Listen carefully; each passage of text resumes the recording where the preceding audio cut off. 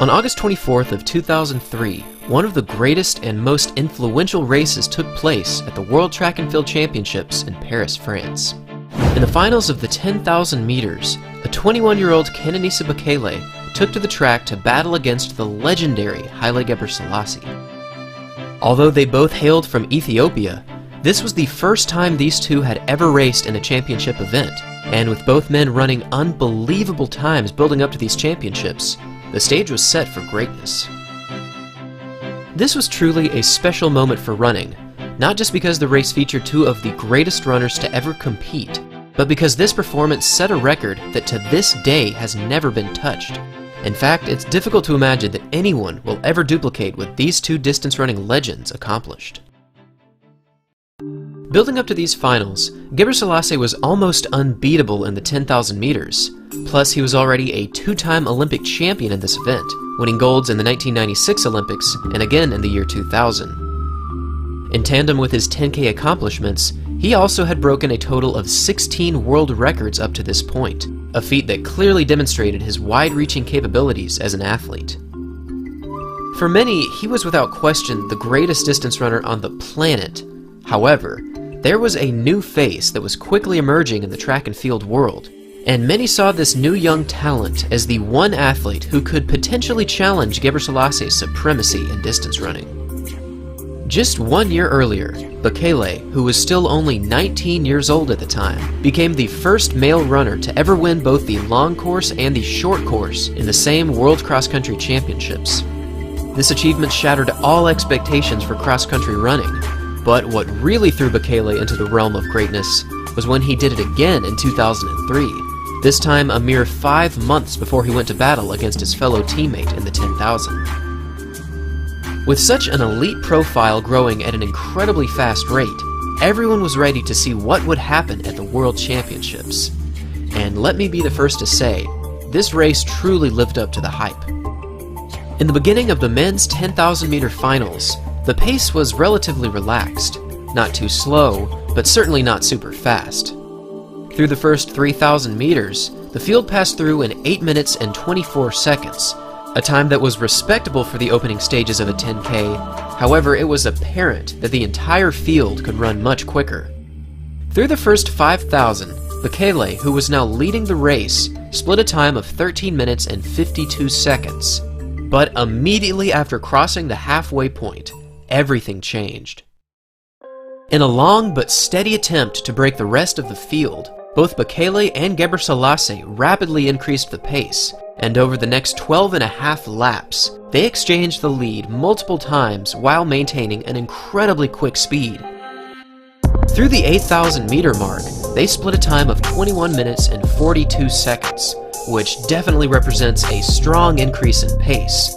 But as the finish line got closer and closer, both runners only continued to accelerate. At this point, both runners were completely alone up front, and after a brutally fast final mile, capped off with a devastating finishing kick, the young Kenenisa Bekele had officially won his first ever World Championship gold medal. This was certainly a fantastic win, but what is often overlooked is just how revolutionary this race really was. This was not just the passing of the torch from one Ethiopian to another. This was one of the greatest clashes in track and field history, with both runners achieving one special feat that might never be duplicated. So what exactly did these two runners accomplish that made this race so unforgettable?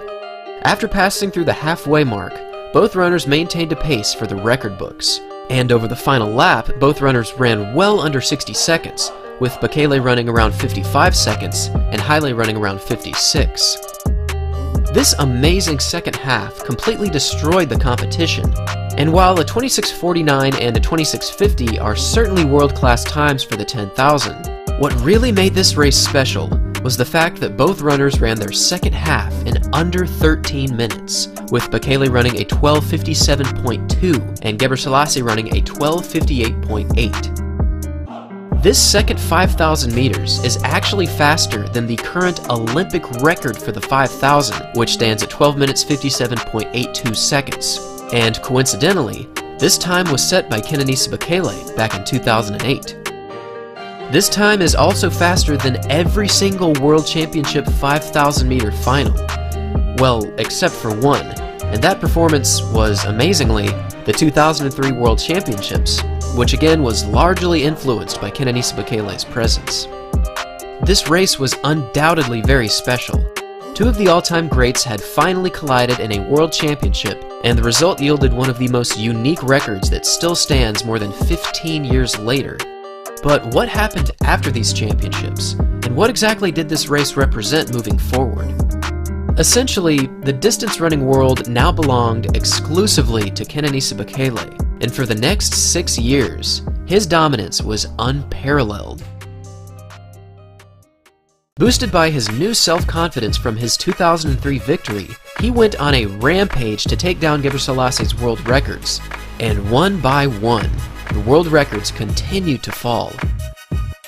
In 2004, he took down 3 world records, which included the Indoor 5000, which he ran in 12 minutes 49.60 seconds, the Outdoor 5000, which he ran in 12 minutes 37.35 seconds, and the Outdoor 10,000 meters, which he ran in 26 minutes 20.31 seconds.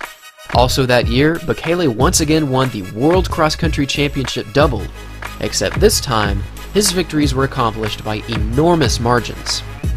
Later that same year, he arrived in the Olympic Games as the heavy favorite for the 10,000, and just like the previous year, he was once again set to battle against his fellow teammate, Haile Gebrselassie. With an unforgettable sprint finish over the final lap, Bekele won the gold medal with ease, finishing in a new Olympic record time of 27 minutes and 5 seconds. This final lap was more than just a display of dominance. It was something that the world had never seen. For his final lap, he ran a time of 53.02 seconds, and although he had just run one of the fastest final laps in 10,000 meter history, he still had the energy to raise his arms in glorious victory. In the same race, Gebrselassie finished a disappointing 5th, and for the first time in well over a decade, he was unable to make the podium. Soon after this 10,000 meter final, Haile announced that he would officially be making his transition from the track to the roads. At this point, he had already seen solid success in previous road races, and with Bekele now dominating the 5K and the 10K landscape, this transition was a no-brainer. For the next 7 years, Gebrselassie displayed some of the greatest road racing moments in history. In 2007, he broke the world record for the marathon, running a time of 2 hours 4 minutes and 26 seconds. And then just 1 year later, he broke his own world record again, and this time, he became the very first runner to ever break the 2 hour and 4 minute barrier. By the end of his running career, he had broken a total of 10 additional world records on the roads, just Haile doing Haile things. While he was making a new name for himself on the roads, Bekele continued to be the absolute best on the track.